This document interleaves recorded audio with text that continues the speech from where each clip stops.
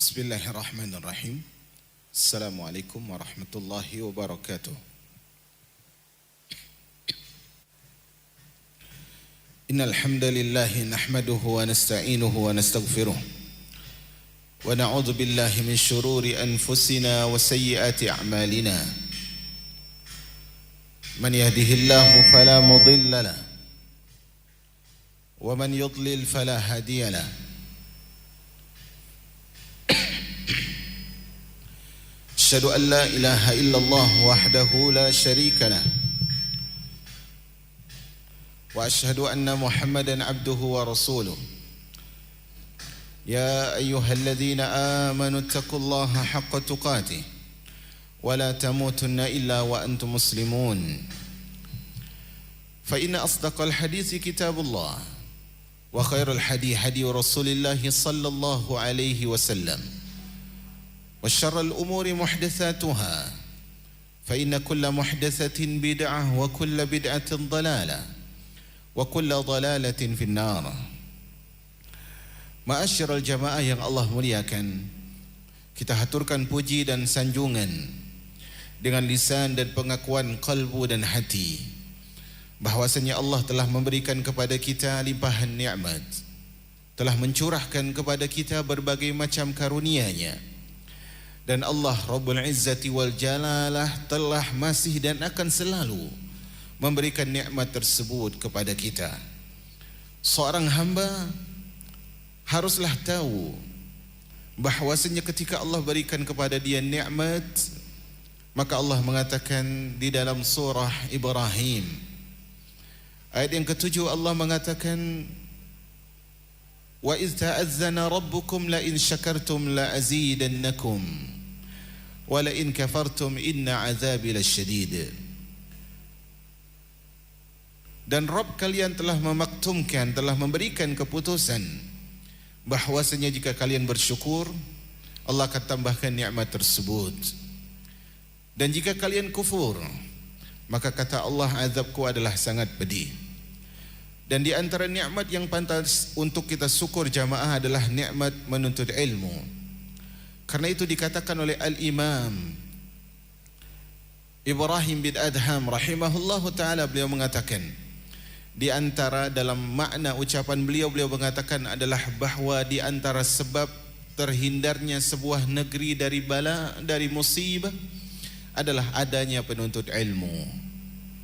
Karena itu ketika sebuah keluarga, sebuah community atau komunitas yang dia berharap jauh dari musibah, jauh dari bala, maka jadilah keluarga tersebut, community tersebut sebagai community yang menuntut ilmu. Salawat dan salam semoga sampai kepada Rasul yang kita rindu, nama yang selalu kita simpan di dalam kalbu, yang menyebut namanya kita tak jemu, Rasulullah sallallahu alaihi wasallam Muhammad bin Abdullah, yang semoga kita bisa datang kepada telaga beliau sebagai tamu. Semoga Allah mudahkan hal itu. Jamaah yang Allah muliakan, kita melanjutkan pembacaan dari kitab Fawaidul Fawaid, sebuah susunan yang disusun oleh Syekh Ali rahimahullah dari kitab Al-Imam Ibnul Qayyim Al-Fawaid. Kemarin telah kita sebutkan bahwasanya seorang haruslah awalnya dia berikhlas kepada Allah Azza wa Jalla. Adapun di tema kedua hari ini di dalam pertemuan dari kitab Fawaidul Fawaid, kita akan memasuki sebuah pembahasan yang diberi judul pembahasan ini oleh Syekh Ali rahimahullah dari poin Ibnul Qayyim, Rahatul qalbi wal badan fi ta'atillah, yaitu ketentraman jiwa dan ketenangan kalbu ada pada ketaatan kepada Allah. Ketenangan jiwa dan ketentraman kalbu ada dalam ketaatan kepada Allah. Atau mungkin di dalam buku terjemahannya adalah ketaatan kepada Allah menenteramkan jiwa dan raga. Jamaah yang Allah rahmati,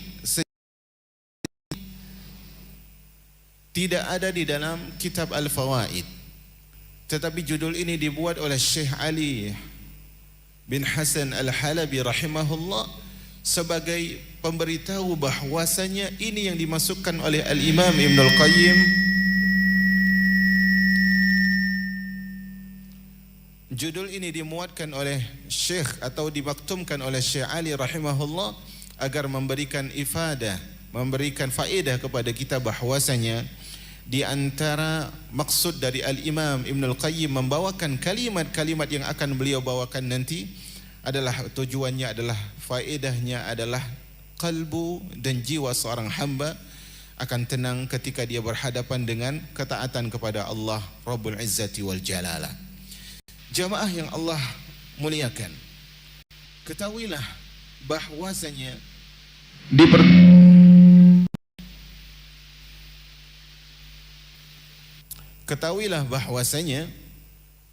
kalau kita ingat pertemuan sebelumnya bahwasanya Al-Imam Ibnul Qayyim rahimahullahu ta'ala menyebutkan, bisa dilihat yang punya buku di pertemuan sebelumnya, Al-Imam Ibnul Qayyim rahimahullah mengatakan bahwasanya di situ beliau membawa firman Allah di dalam surah Al-Hijr ayat yang ke-21, wa im min syai'in illa indana khazainu.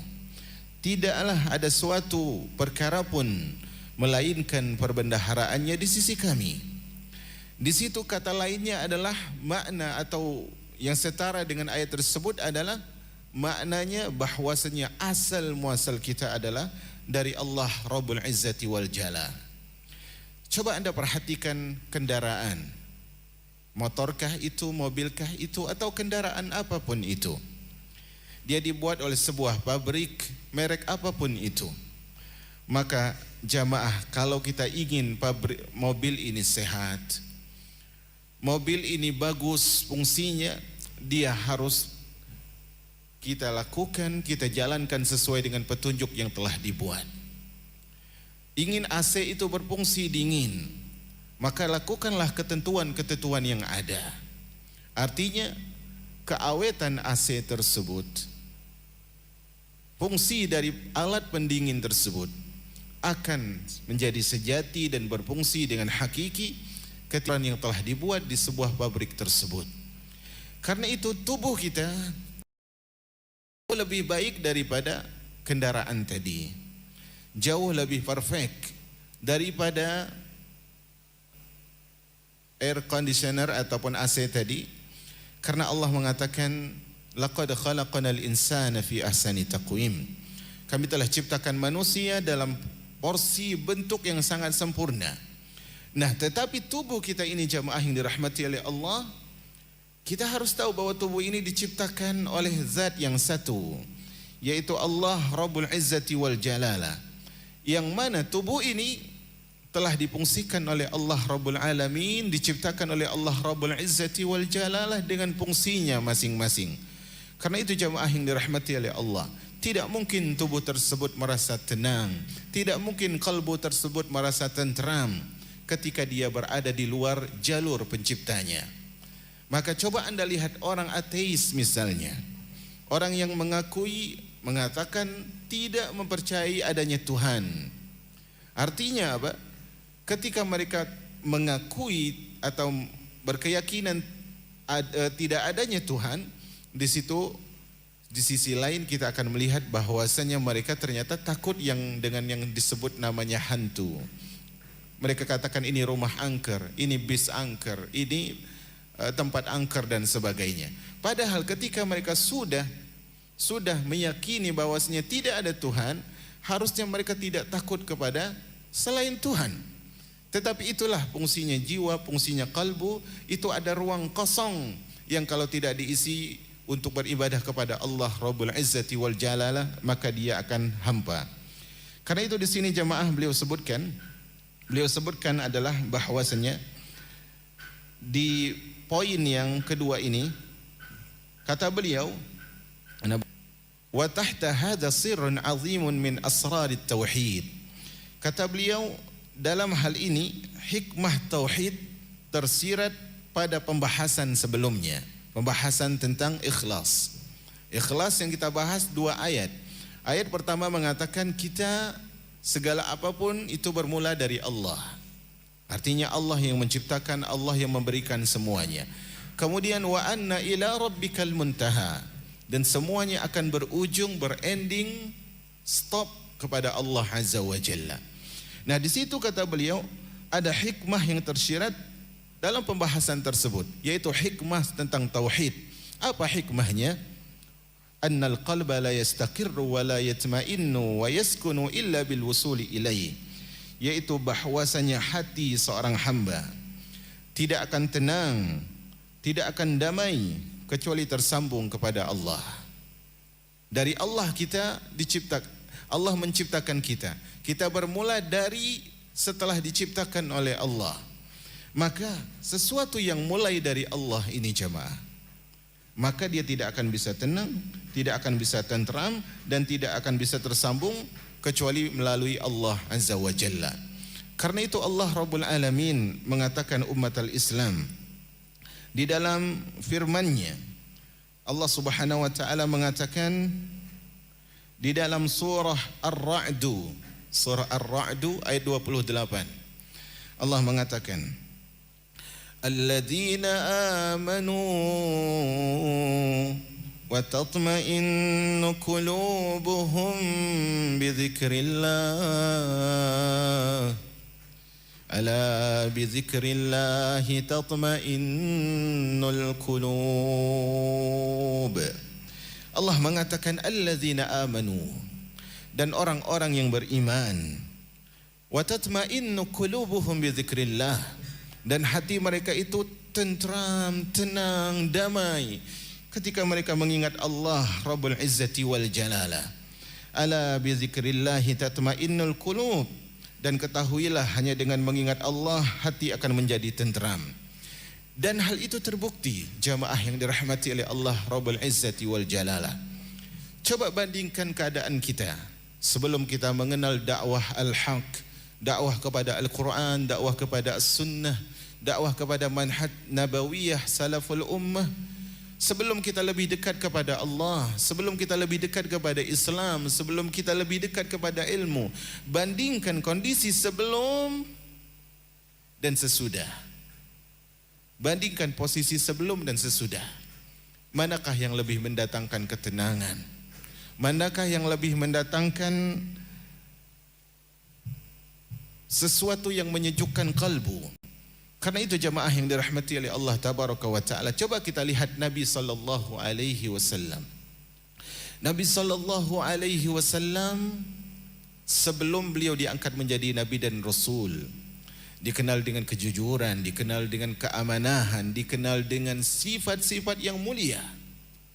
Tetapi setelah beliau diangkat menjadi nabi, diangkat menjadi rasul, berdakwah di jalan Allah Rabbul Izzati wal Jalalah, apa yang terjadi? Beliau disebut majnun, gila. Beliau disebut sahir, penyihir. Beliau disebut kahin, dukun. Beliau disebut kadzab, seorang pendusta.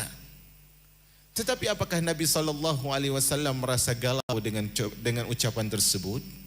Tidak. Nabi SAW diperangi, diusir. Apakah Nabi SAW menderita dengan semua tingkah pola umatnya itu? Tidak. Nabi SAW disebutkan oleh Aisyah radhiyallahu taala anha, tawarramat qadamah. Ketika Nabi SAW salat malam, maka kedua kaki Nabi SAW pecah. Subhanallah. Kalau kaki sudah pecah, mungkin kita akan berhenti salat malam. Tetapi Nabi SAW tetap melanjutkan dan terus melanjutkan. Kenapa jemaah? Ala bi dzikrillahi tatmainnul qulub. Karena ketenangan tersebut ada ketika berzikir kepada Allah, dekat kepada Allah, taat kepada Allah. Karena itu Syekhul Islam Ibn Taimiyah rahimahullah, guru dari Al-Imam Ibn Al-Qayyim, mengatakan az-zikru lil qalbi kalma'i lis-samak. Fakaifa halus samak idza ukhrija minal ma'. Ini kuat kata mutiara yang sangat indah. Ibn Taimiyah rahimahullah mengatakan zikir, ketaatan kepada Allah bagi hati itu bagaikan fungsi air bagi ikan.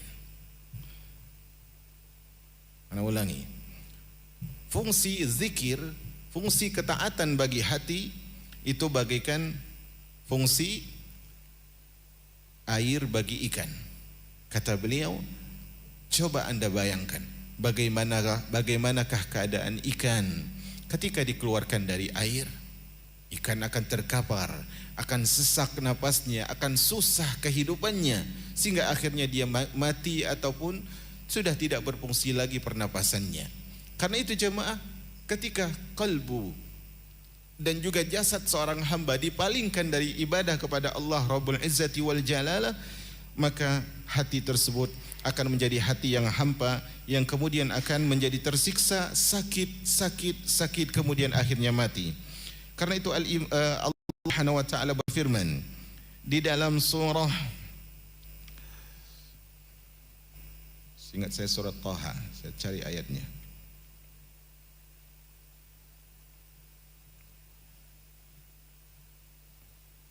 Sebentar ya.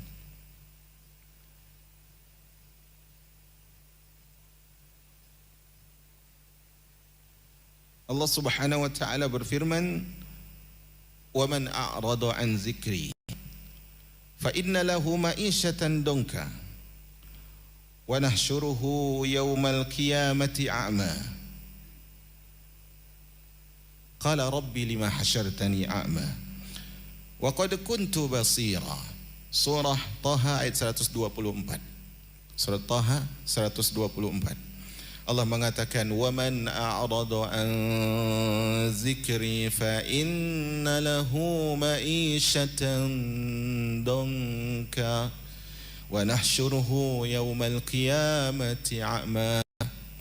Dan barang siapa yang berpaling dari mengingatku, kata Allah, siapa yang berpaling dari mengingat Allah, berpaling dari mentauhidkan Allah, berpaling dari taat kepada Allah, maka hatinya akan menjadi hati yang sempit. Hati yang sempit. Karena kehidupan seorang hamba tersebut dengan kalbunya, kehidupan seorang hamba itu dengan rohnya, dan roh dari badan tersebut adalah bisa hidup ketika dia dekat dan taat kepada Allah Azza wa Jalla. Karena itu jemaah yang dirahmati oleh Allah, Allah juga berfirman di dalam surah At-Taubah, وَالَّذِي أَنزَلَ السَّكِينَةَ فِي قُلُوبِ الْمُؤْمِنِينَ. Bukan surat Taubah, surat Al-Fat seingat saya, atau silakan dicari ya. وَالَّذِي أَنزَلَ السَّكِينَةَ فِي قُلُوبِ الْمُؤْمِنِينَ liyazdadu imanan ma'a iman, yang telah menurunkan sakinah, yaitu ketenangan di dalam hati orang-orang yang beriman. Surah Al-Fat, betul, ayat 4. Surah Al-Fat ayat 4. Huwallazi anzala as-sakinah fi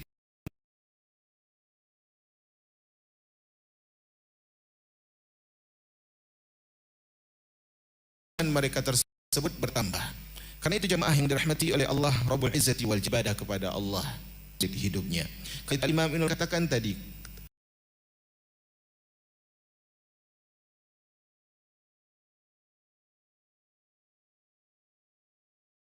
hati tidak akan tenang, hati tidak akan tentram kecuali ketika tersambung kepada Allah Rabbul Izzati wal Jalalah. Kemudian beliau mengatakan kecintaan dan keinginan terhadap sesama makhluk itu tidak boleh ditujukan kepada zatnya, tidak boleh ditujukan kepada zatnya, karena tidak ada yang boleh diinginkan dan dicintai kecuali Allah Azza wa Jalla. Tadi beliau sebutkan qalbu, tenteramnya hati, tenangnya jiwa, damainya hati kita, itu hanyalah dengan taat kepada Allah. Karena itu kata beliau, ketika kita harus mencintai sesuatu dan harus mencintai seseorang, maka cinta kita kepada sesuatu dan seseorang itu tidak boleh karena zat benda itu dan orang itu. Misalnya, ada seorang perempuan dia mencintai salah satu dari pakaiannya. Dia mencintai salah satu dari pakaiannya. Maka janganlah cinta dia kepada pakaian tersebut karena pakaian tersebut terbuat dari bahan yang indah, bahan yang nyaman, bahan yang ketika dipakai tersebut walaupun di musim panas tidak terasa gerah dan sebagainya. Tapi bukan karena itu. Tetapi dia cintai, aku mencintai pakaian ini. Karena dengan pakaian ini aku nyaman beribadah. Karena dengan pakaian ini aku nyaman menutup aurat. Dengan pakaian ini aku nyaman menjadi seorang muslimah. Jadi dia cintai pakaiannya bukan zat pakaiannya, tetapi karena zat Allah Rabbul Izzati wal Jalalah. Sama ketika dia mencintai seseorang, misalnya istri mencintai suami, suami mencintai istri. Ketika cinta dia kepada pasangannya tersebut, kepada zat pasangannya, kepada diri pasangannya, yakin dan pasti dia akan sakit dan menderita hati. Karena itu pertengkaran di dalam keluarga, cekcokan di dalam rumah tangga, itu terjadi karena kita menempatkan cinta tidak pada tempatnya. Itulah hal itu terjadi. Ketika fungsi dari kalbu yang harusnya kita mencintai suami karena Allah, tetapi kita mencintai suami karena dia dan karena kita, maka akhirnya Allah hadirkan konflik. Karena itu kata Ali bin Abi Thalib radhiyallahu anhu, sebagian orang mengatakan ini adalah hadis Nabi. Ketika disebutkan kepada hadis Nabi, maka sanadnya tidak sampai kepada Nabi. Kalaupun mau disebut hadis, dia adalah hadis mauquf, karena hanya sampai kepada sahabat. Kata Ali bin Abi Thalib radhiyallahu anhu, ahbib habibaka haunan ma, asa an yakuna baghiduka yawman ma, wa baghiduka haunan ma, asa an yakuna habibaka yawman ma. Cintailah orang yang engkau cintai sekadarnya saja, sepantasnya saja. Mengapa? Karena bisa jadi suatu hari dia akan menjadi orang yang engkau benci. Hari ini kau mencintai, oh dia baik. Hari ini kau mencintainya, kau menyayanginya, kau mengasihinya. Sore hari mungkin dia sudah menjadi insan yang kau benci. Dan sebaliknya, bencilah orang yang kau benci itu sekedarnya saja. Sehingga karena apa? Karena bisa jadi suatu hari dia akan menjadi orang yang paling engkau cintai. Dulu disebutkan oleh salah seorang sahabat, wahai Rasulullah, sebelum aku menjadi seorang muslim, sungguh tidak ada wajah yang paling aku benci di muka bumi kecuali wajahmu. Tetapi sekarang wahai Rasulullah, tidak ada yang lebih aku cintai daripada dirimu. Karena itu ketika orang ingin memadu cinta, menali kasih, merangkai rindu, maka jadikan semua itu karena Allah Rabbul Izzati wal Jalalah, bukan karena zat itu. Kemudian beliau rahimahullah ta'ala mengatakan, karena tidak ada yang boleh diinginkan dan dicintai karena zatnya kecuali Allah. Tidak boleh kita mencintai sesuatu itu secara langsung kecuali Allah. Kalau Allah, kita mencintai Allah bukan karena Allah, tapi kita mencintai Allah. Kita mencintai Rasul bukan karena Rasulnya, tetapi apa? Karena Allah. Kita mencintai para sahabat Nabi karena apa? Karena Allah. Karena itu Rasulullah SAW mengatakan, salasun man kunna fihi wajada halawatal iman. Ada 3 sifat yang kalau terkumpul pada seorang hamba, maka dia akan mendapatkan manisnya iman. 2-nya PR. Salah satunya adalah an yuhibbal mar'a la yuhibbuhu illa lillah. Dia mencintai seseorang dan dia tidak mencintai orang tersebut kecuali karena Allah. Karena itu Rasulullah sallallahu alaihi wasallam itu sangat mencintai Abu Bakar. Bukan cinta sesama jenis yang menyimpang, bukan. Tapi cinta karena iman dan hal yang memang harus dicintai. Rasulullah sangat mencintai Abu Bakar. Tetapi apa kata Rasulullah? Innallaha ittakhadhani khalila kama ittakhadha Ibrahim khalila. Sesungguhnya Allah telah menjadikanku kekasihnya sebagaimana telah menjadikan Ibrahim alaihi salam kekasihnya. Walau kuntu muttakhidan khalilan latakhadtu Abu Bakar khalila. Kalau seandainya aku boleh menjadi orang yang paling aku cintai tersebut, maka aku akan menjadikan Abu Bakar sebagai yang paling aku cintai. Tetapi kata Rasulullah, hatiku sudah penuh dengan cinta kepada Allah Rabbul Izzati wal Jalalah. Karena itu jamaah, kembali lagi, apapun kita punya keluarga, kita punya teman, kita punya, kalau pedagang mungkin dia punya apa namanya itu? Apa namanya? Konsumen ya? Pelanggan gitu ya. Kita berinteraksi dengan mereka. Ketika ada sesuatu yang ternyata tiba-tiba kok orang ini ngecewain saya ya, berarti kita mencintai dia bukan karena Allah Rabbul Izzati wal Jalalah. Karena itu segala sesuatu itu buruk jamaah, kalau hatinya itu buruk. Karena itu konsep dari ingin mendapatkan sesuatu yang bersih dan murni dan tulus, itu adalah bersihkan wadahnya. Makanya wadah yang paling suci adalah yang diperuntukkan untuk Allah Rabbul Izzati wal Jalalah. Nah, selanjutnya beliau mengatakan,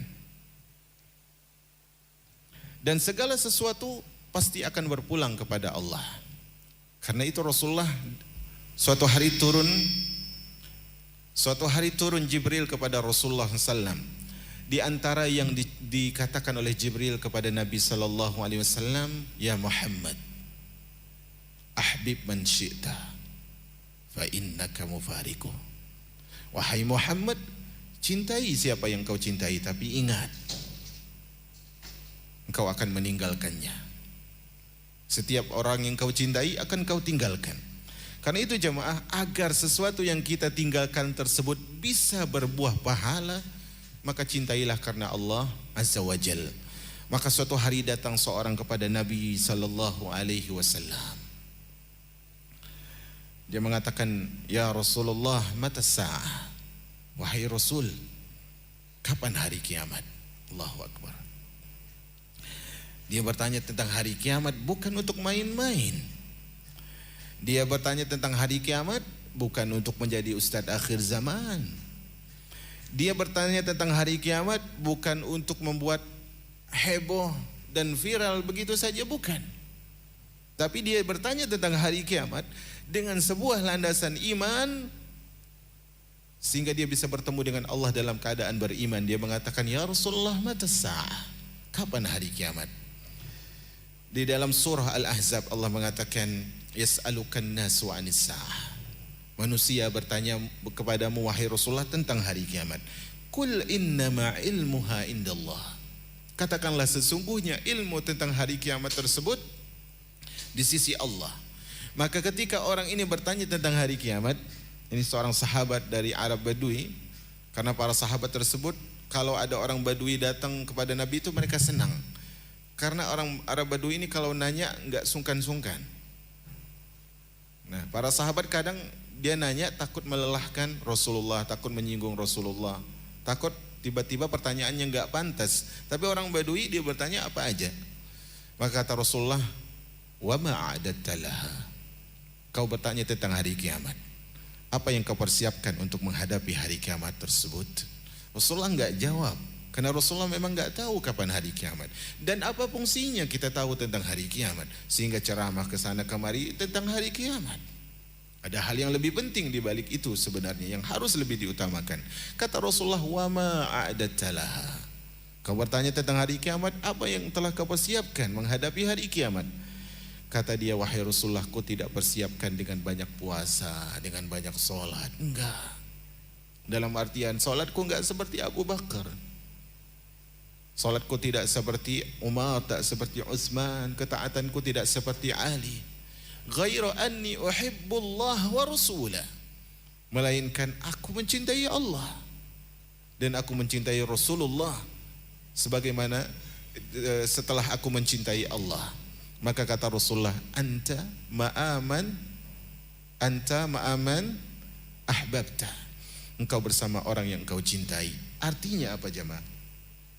Kalau kita ingin mencintai sesuatu, mencintai orang, mencintai apapun, jadikanlah sesuatu yang kita cintai itu memang berhak untuk mendapatkan cinta.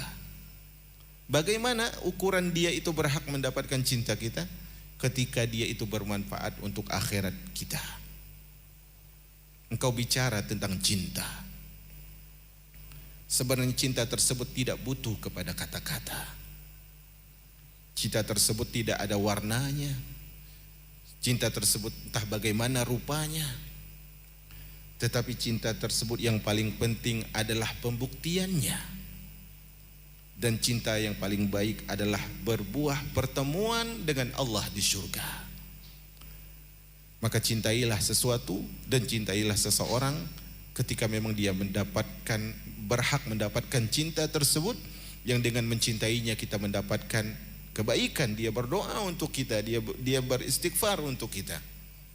Dan ketika kita mencintai suatu pakaian, kendaraan, rumah, karena rumah ini dibacakan padanya Al-Quran, karena kendaraan ini mengantarkan saya ke kajian, karena pakaian ini menutup aurat saya.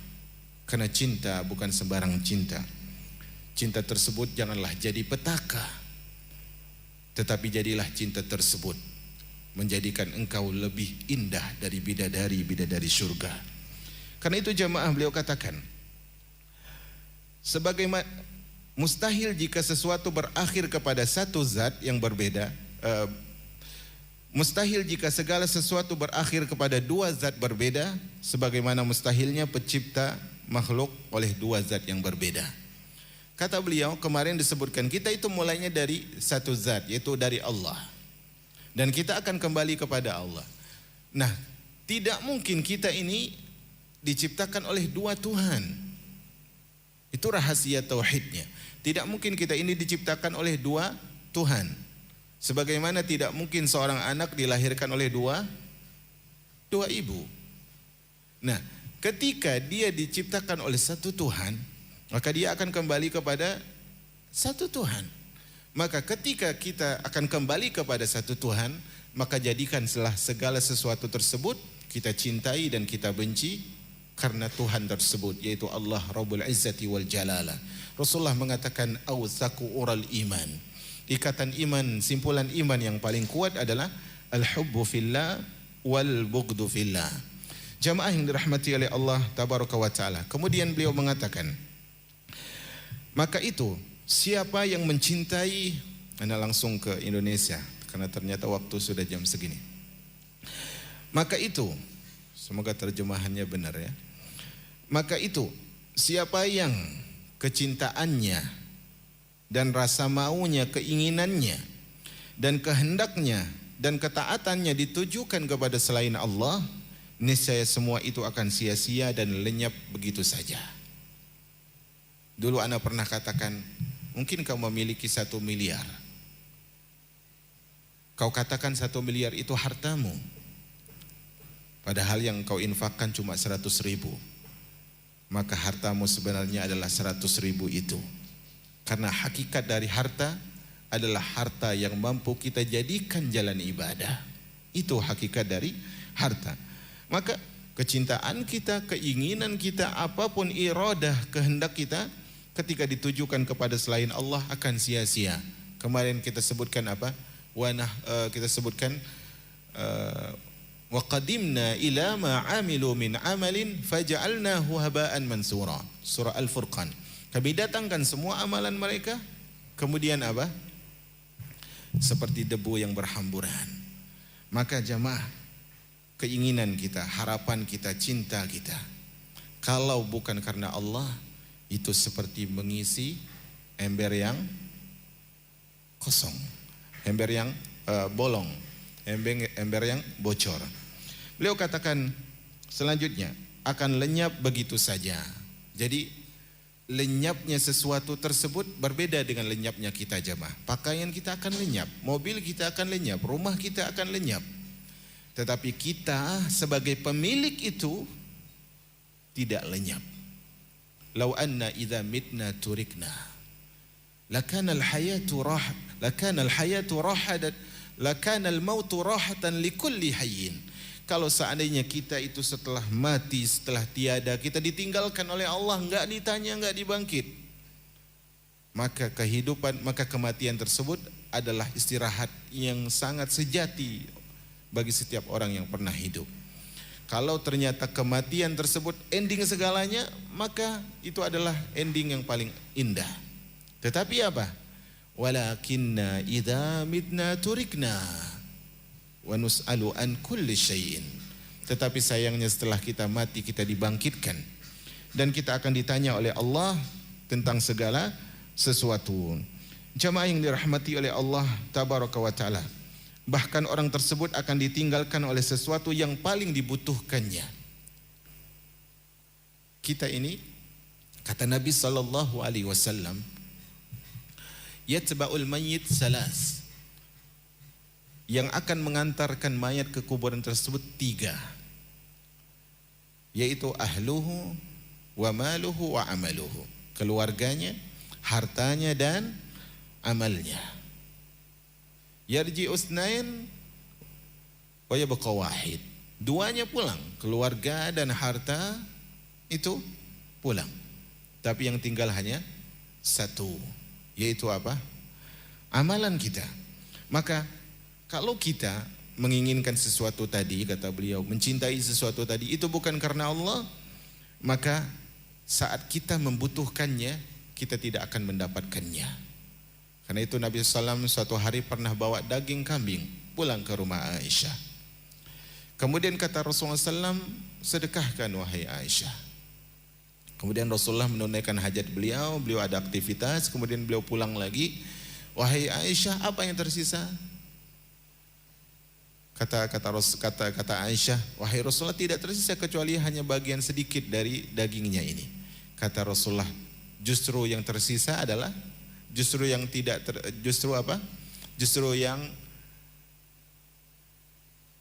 apa? Yang masih tersisa, yang seharusnya engkau sedekahkan, itu adalah yang sedikit ini. Maksudnya apa? Semuanya habis, kata Aisyah, maksudnya gitu. Tetapi kata Rasul, bukan. Justru yang habis adalah yang tersisa ini, karena dia tidak membuahkan pahala karena belum dikeluarkan. Karena itu jamaah yang dirahmati Allah, judul yang dimuat di sini, ketentraman jiwa dan raga, itu ada dalam ketaatan kepada Allah, itu sangat real. Buktinya contohnya begini. Contohnya, orang kalau bisa bersedekah itu tenang atau tidak? Tenang atau tidak sih? Tenang. Seorang yang berpuasa, dia sahur, kemudian sampai akhirnya azan maghrib, senang tidak menyelesaikan puasanya? Senang. Kemudian kita lihat jamaah, seorang, kata Al-Imam Ibnul Qayyim, di antara sebab kuatnya fisik adalah salat. Di antara sebab kuatnya fisik adalah salat. Karena itu ya, Allah Subhanahu wa taala mengatakan wasta'inu bis-sabri was-salah.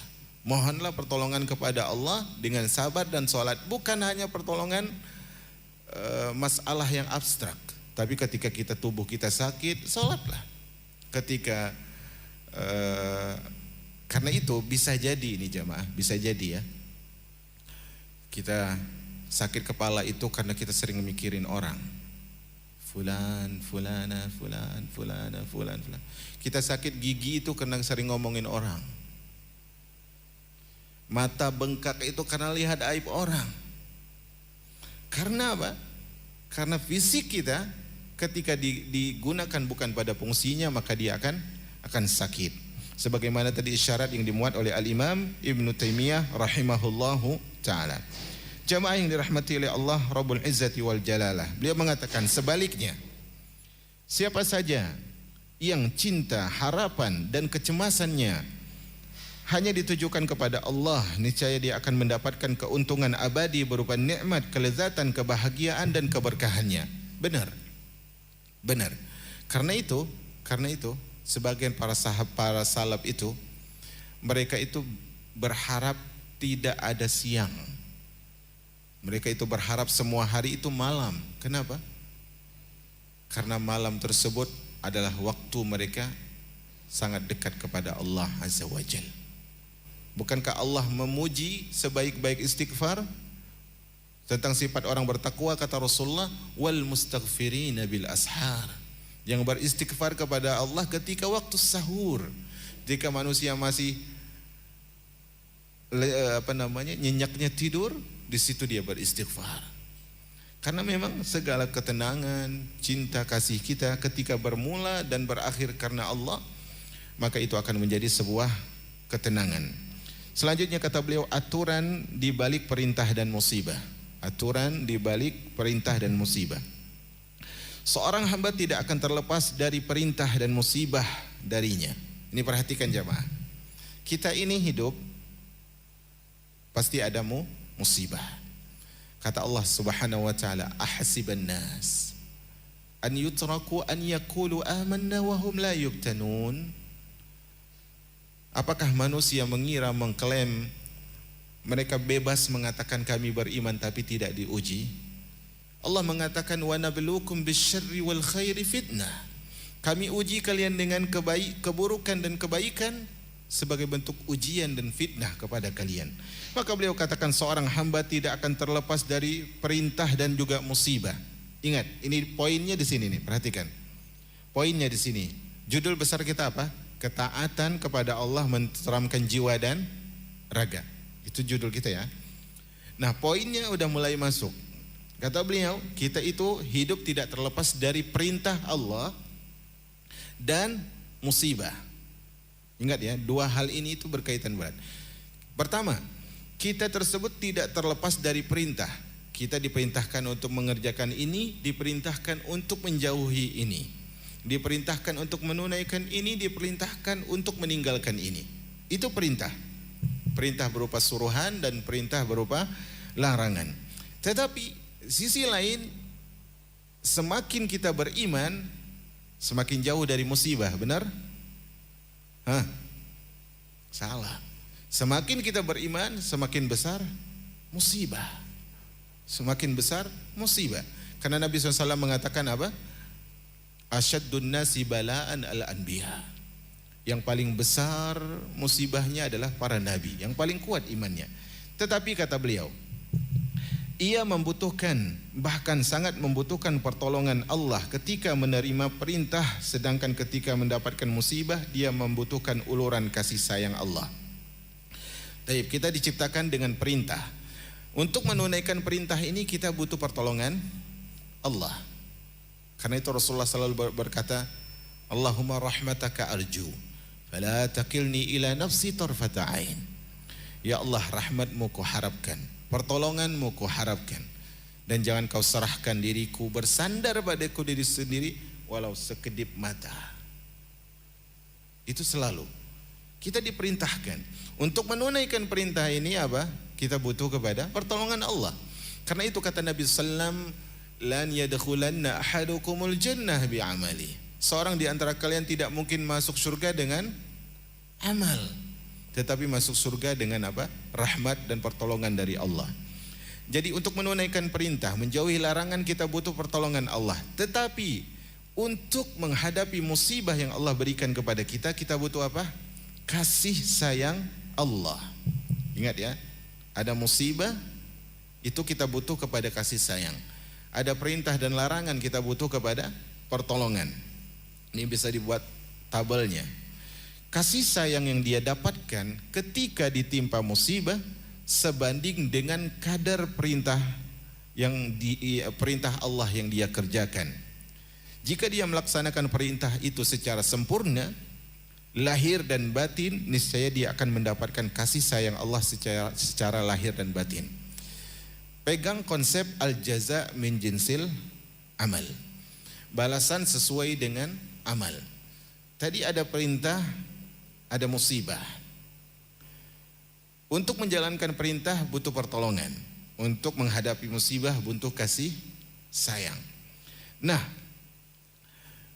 kalau kita ketika ingin mendapatkan kasih sayang, kalau kita ketika dapat musibah ingin mendapatkan kasih sayang Allah Akhirnya artinya adalah agar musibah ini diangkat secara total. Syaratnya satu. Syaratnya apa? Ijabahi perintah Allah secara total. Paham di sini? Jadi ketika musibah tersebut atau ketaatan tersebut kita lakukan 80% tidak sempurna, maka pertolongan Allah, kasih sayang Allah ketika kita mendapatkan musibah cuma 80%. Itulah kenapa taat itu menumbuhkan ketenteraman pada hati dan badan. Karena apa? Ketika engkau tidak taat, maka ketika engkau sakit tak kunjung sembuh. Bisa di sini? Masuk ya? Contohnya lagi. Misalnya seorang tersebut harusnya dia mengerjakan misalnya sholat. Harusnya dia mengerjakan dengan khusyuk full 100%. Tetapi ternyata di akhir-akhir dari rakaatnya dia terpalingkan ke kitab yang di depan, enggak khusyuk. Harusnya memang di depan kiblat enggak boleh ada apa-apa. Cuma polos. Maka hitung-hitungannya mungkin 90% lah akhirnya sholatnya sampai tuntas. Maka ketika sholatnya seperti ini, maka ketika dia ditimpa musibah, maka musibah yang akan terurai pun 95%. Jadi kata lainnya apa? Kata lainnya adalah mohonlah pertolongan kepada Allah untuk melakukan ketaatan, menjauhi larangan, agar apa? Agar Allah bantu kita maksimal melakukan perintah tersebut dan menjauhkan larangan tersebut, agar ketika kita dapat musibah dan ujian, Allah turunkan rahmatnya secara total. Bisa di sini jamaah? Karena itu apa? Di antara sebab menghilangi kemiskinan apa?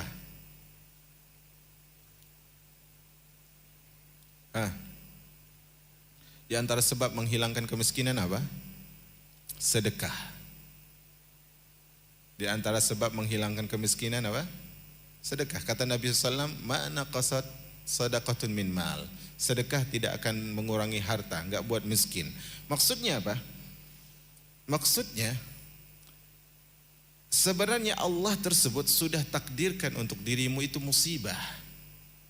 Untuk dirimu musibah. Kalau engkau tidak bersedekah, engkau akan sulit keluar dari musibah ini. Tetapi ketika engkau tadi rela bersedekah, tidak peduli semakin susah dia semakin bersedekah, yakinlah musibah ini akan terurai dengan jumlah yang begitu besar. Karena itu dalam konteks musibah kita enggak boleh mengatakan mata nasrullah, kapan pertolongan Allah. Tapi kita katakan pada diri kita, kapan saya maksimal dalam ibadah. Itu yang diinginkan oleh beliau. Kemudian beliau katakan, jika dia melaksanakan perintah itu secara lahir dan batin, maka mendapatkan kasih sayang pun secara lahir dan batin. Kalau kita sholatnya secara zahir, misalnya Allahu Akbar, kemudian dia tahu di situ jamaahnya hadir, kemudian dia baca sangat indah, Alhamdulillahi Rabbil Alamin, padahal bacaan saya tidak indah. Contoh saja, akhirnya ini banyak nih jamaah nih. Salah satu enaknya imam di hari Jumat itu adalah kajian hari Jumat, jamaahnya banyak. Akhirnya dia Allahu Akbar, Alhamdulillahi Rabbil Alamin. Kemudian dibuat lagi Ar-Rahmanir Rahim, seperti nangis. Zahirnya ibadah. Maka ketika dia dapat musibah, Allah cuma angkat musibahnya secara zahir.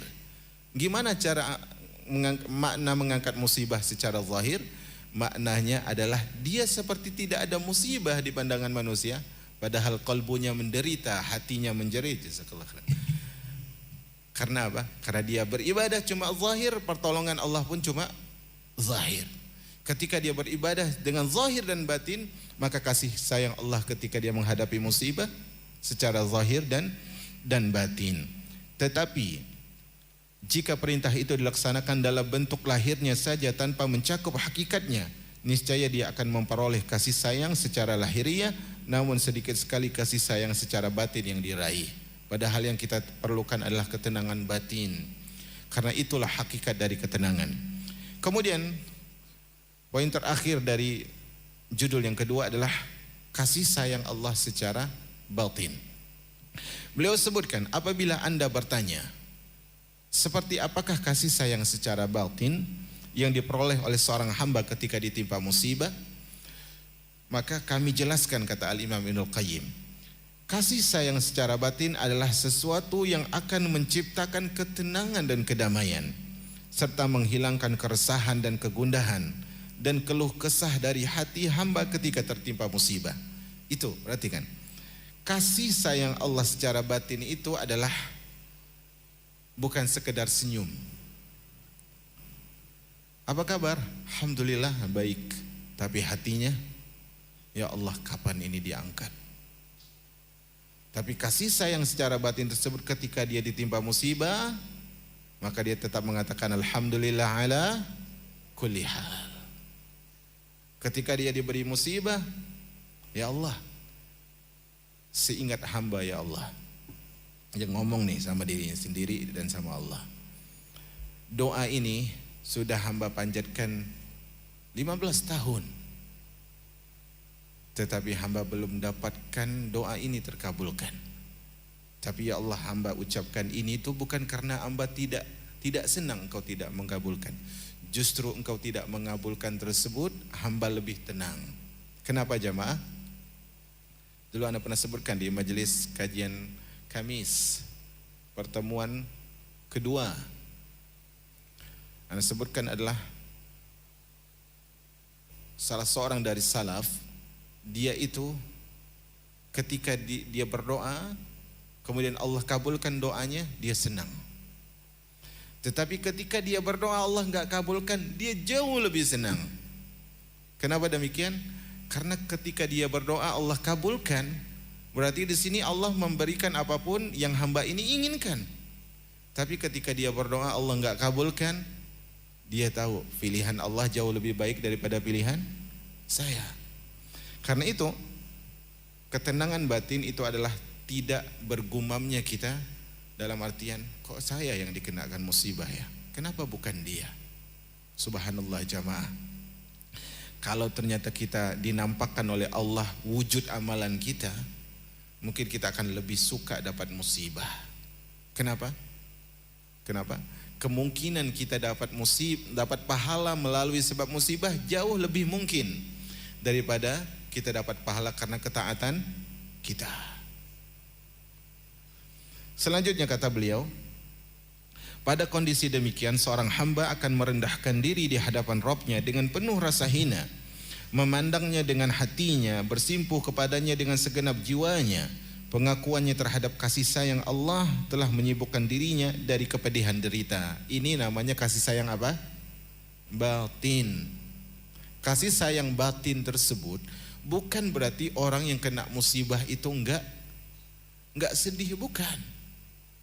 Kasih sayang secara batin tersebut bukan berarti kena parang tidak luka, bukan. Kasih sayang secara batin tersebut bukan ketika rezeki sulit, materi sempit, dia tidak cemberut, bukan. Tapi kasih sayang batin tersebut adalah dia melihat apa? Dia melihat bahwasanya musibah ini tidak jauh lebih besar daripada kasih sayang Allah. Allahul musta'an. Itu kalau kita lihat sejarah Utsman bin Affan, bagaimana disebutkan oleh para ulama, sebagian para sahabat yang kaya itu ingin miskin. Agar apa? Agar lebih tahu bagaimana kasih sayang Allah Azza wa Jalla. Keyakinan tentang kebaikan takdir Allah akan membuatnya tidak merasa lagi pahitnya musibah. Kemarin anak duduk bersama guru-guru anak, Ustaz Ana dan juga teman-teman, Ustaz Matoha, Ustaz Ahmadi, ya, kayaknya teman anak cuma mereka aja sepertinya. Artinya teman nongkrong itu aja, karena Ustaz yang lain kan pada sibuk. Kita yang paling tidak sibuk. atau ana yang paling tidak sibuk. Akhir dari majelis kita, akhirnya ana bilang, di situ ada pihak yang bercerita bahwasanya dulu transaksi ana adalah transaksi riba. Akhirnya setelah ana tahu efek riba, akhirnya ana meninggalkan riba dan Allah tunjukkan kepada hidayah yang benar ini. Dan sejatinya ana memang biasanya di majelis itu ana suka ambil quote, ambil closing kata-kata yang agar majelis itu bukan hanya majelis ngopi, tapi ada sesuatu yang dengan itu semoga bisa dijadikan pelajaran hidup. Dan omongan ana ini sama sekali bukan untuk menyindir beliau, bukan juga menyindir yang lain. Ana katakan di situ, ana katakan ketika seorang hamba dia kembali kepada Allah setelah dia menderita dan kena efek dari dosa, itu baik. Orang berhenti dari riba setelah terjerat riba dan sulit melunasi, itu baik. Seorang memakai hijab setelah sebelumnya dia dilecehkan, itu baik. Tapi dia memakai hijab tadi karena sebelumnya apa? Dilecehkan. Dia meninggalkan riba karena apa? Dikejar rentenir. Akhirnya dengan itu dia dekat kepada Allah, itu baik. Tetapi lebih baik lagi adalah ketika kita meninggalkan dosa tersebut sebelum kita berhubungan dengan dosa itu. Paham di sini? Maksudnya adalah sebelum kita kena efek beratnya riba, berhubungan dengan orang yang berinteraksi riba, lebih baik kita jauhi dulu sebelum bertransaksi. Ibarat gini, saya tidak akan menginjak lewat lagi jalan ini karena jalan ini banyak durinya. Kenapa dia tidak mau lewat situ lagi? Karena dia sudah pernah kena duri. Nah, orang yang lebih baik adalah orang yang tidak mau melewati jalan itu, padahal sebelumnya dia tidak pernah kena duri, karena dia tahu jalan itu bahaya. Makanya jamaah yang dirahmati oleh Allah Rabbul Izzati wal Jalalah, kasih sayang kita tadi, yang kasih sayang Allah yang diberikan kepada kita itu sepadan dengan ibadah kita. Nah, kalau ibadah kita maksimal, maka ketika turunnya musibah, Allah akan berikan kepada kita ilham bahwasanya takdir Allah itu manis, lebih manis dari madu. Dan hal itu bisa kita rasakan kalau ibadah kita maksimal kepada Allah Azza wa Jal. Kemudian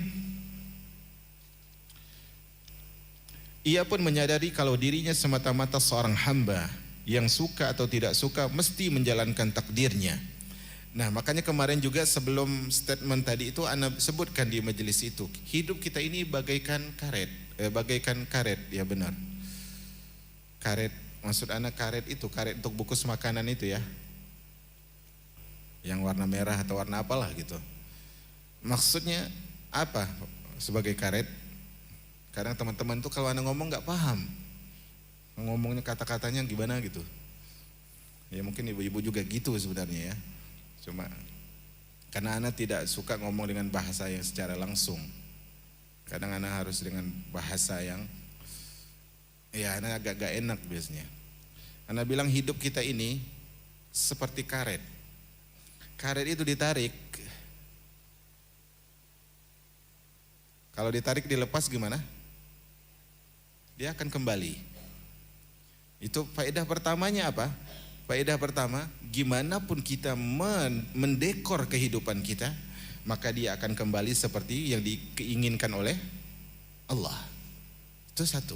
Faedah kedua, tali ini atau karet ini, walaupun dia karet, tapi dia ada batasnya kalau ditarik.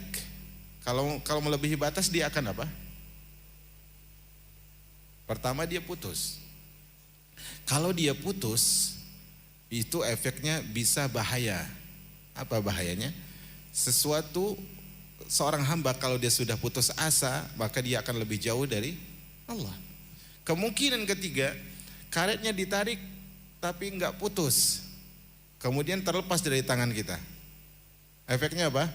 Terlepas dari satu tangan kita, sakit. Artinya kalau kita berusaha melanggar takdir syar'inya Allah, aturan Allah, maka kita akan kena musibah. Karena itu jika ridho akan hal itu, niscaya dia akan mendapatkan keridhaan Allah. Siapa yang ridho kepada takdir Allah, Allah ridho. Kata Nabi SAW, inna izomal jaza ma izomil bala. Besarnya balasan sesuai dengan besarnya musibah. Wa inna allaha idha ahabba qawman ibtalahum. Dan Allah kalau cinta pada suatu kaum, Allah akan uji mereka. Namun jika dia tidak ridho, maka kemurkaan hanya akan dia peroleh. Kata Nabi SAW, man radiya falahu ridha wa man sakhita falahu sukht. Siapa yang ridho dengan takdir Allah, Allah ridho kepadanya. Dan siapa yang benci dengan takdir Allah, maka Allah pun benci. Akhirnya di sini beliau sebutkan, kasih sayang secara batin ini merupakan buah dari muamalah batiniyah. Muamalah batiniyah kita adalah kejujuran, kekhusyuan, rasa takut. Subhanallah. Jamaah, kata Nabi SAW, kata Allah tabaraka wa ta'ala, innama yakhsallaha min ibadihil ulama. Yang paling takut kepada Allah adalah orang berilmu. Tetapi ketika kita baca ayat ini jamaah, ketika kita baca ayat ini, jangan semena-mena kita menganggap orang berilmu itu nabi. Contohnya gini nih, syaitan tersebut celahnya sangat rapi ya, kita harus hati-hati. Nanti syaitan bisa aja akan bisikan kepada kita, saya sudah sekian puluh tahun, sekian tahun, sekian belas tahun, sekian puluh tahun menuntut ilmu. Saya sudah hafal banyak ayat, sudah mengerti banyak hadis. Tetapi ternyata saya berdosa lagi. Berarti saya ini adalah orang yang tidak takut kepada Allah. Syaitan akan melemahkan kita bisa jadi. Nah, sebagian orang ini jamaah mendempatkan ayat ini salah. Innama yakhsyallaha min ibadihil ulama. Sesungguhnya yang takut kepada Allah, orang yang takut kepada Allah orang berilmu. Tapi kok ada orang berilmu dia buat dosa ya? Dia lupa bahwa orang berilmu ini bukan nabi. Orang yang berilmu ini dia masih manusia. Tapi fungsi ilmunya bisa membuat dia segera ingat, saya dosa ini, saya harus kembali. Karena itu idza zukkira zakar. Seorang yang beriman dengan ilmu yang mantap tersebut, kalau diingatkan dia akan kembali. Maka dulu saya katakan, kalau seandainya selama ini kita nuntut ilmu enggak mudeng, enggak ngerti, tapi yakinlah nuntut ilmu tersebut tidak akan sia-sia, karena suatu saat dia akan jadi alarm. Kita lakukan dosa, oh ini dulu saya pernah belajar, enggak boleh, sehingga kita kembali. Karena itu kata Nabi SAW, kemarin hadisnya saya ulangi lagi untuk kali ketiga, siapa yang menempuh jalan menuntut ilmu, Allah mudahkan jalan ke surga. Rasulullah enggak sebutkan siapa yang menghafal ilmu, siapa yang bisa ceramah, enggak. Tapi siapa yang menempuh jalan menuntut ilmu. Karena apa? Semua orang pemahamannya berbeda. Beliau katakan, kasih sayang secara batin merupakan buah dari muamalah secara batin. Semakin soleh batinnya, semakin bertambah kasih sayang secara batin. Sebaliknya, semakin berkurang kesalehan batinnya, maka semakin berkuranglah kasih sayang Allah. Karena itu konsep kita kepada Allah itu berbeda dengan konsep manusia. Beda dengan konsep manusia. Ketika kita bermuamalah dengan manusia, manusia itu enggak melihat batin kita, enggak melihat batin kita. Misalnya apa? Misalnya adalah ini biasanya di waktu pilkada ya. Pilkada tuh nanti sebagian pejabat itu ramah kali dengan masyarakat. Yang sekian 4 tahun lebih itu enggak pernah ketemu dengan masyarakat, tiba-tiba mau nyeberang laut di ombak yang keras. Kenapa jemaah? Karena ada maunya. Tapi apakah manusia menebak hatinya? Tidak, manusia yang penting dia ngasih duit, saya pilih. Itu muamalah dengan manusia. Tapi muamalah dengan Allah, alimun bidzatis sudur, Allah tahu isi hati kita. Karena itu siapa yang ingin cari ketenangan, carilah dalam muamalah kepada Allah. Saya akan tutup majelis ini dengan sebuah syair yang sangat indah. Beliau mengatakan, ya khadimal jisma kam tas'a li khidmati, at'abta jismaka fima fihi khusranu, aqbil 'ala ruhi wastakmil fadailaha fa anta birruhi la bil jismi insanu. Perhatikan, kita ini manusia. Ana ulangi, kita ini manusia. Kata beliau, ini closing ya, ini poin penting. Kata beliau, ya khadimal jismi kam tas'a li khidmati. Wahai orang. Ana mulai dengan orang. Tadi tapi pegang ya, kita ini adalah manusia. Wahai setiap orang yang mengabdi untuk jasadnya. Bersoleknya luar biasa. Gengsinya aduhai. Enggak mau kalah saing dengan siapapun. Berkhidmat untuk jasadnya. Kata beliau, kam tas'a li khidmati. Sudah berapa banyak pengorbanan yang engkau curahkan untuk jasadmu? At'abta jismaka fima fihi khusranu. Kau letihkan jasadmu pada sesuatu yang membawa kerugian. Ngomong indah untuk dipuji, ceramah aduhai untuk disanjung, penampilan khusyuk untuk dilihat orang, berjuang untuk dunia mati-matian, letih jasadnya itu karena mengejar kerugian. Kata beliau apa? Aqbil 'alar ruhi wastakmil fadailah. Selama ini kau berkorban untuk jasadmu, bukan? Mulai hari ini berkorbanlah untuk ruhmu. Datangkanlah hal-hal yang memiliki fadilah dan keutamaan, berkorbanlah untuk ruh. Kenapa?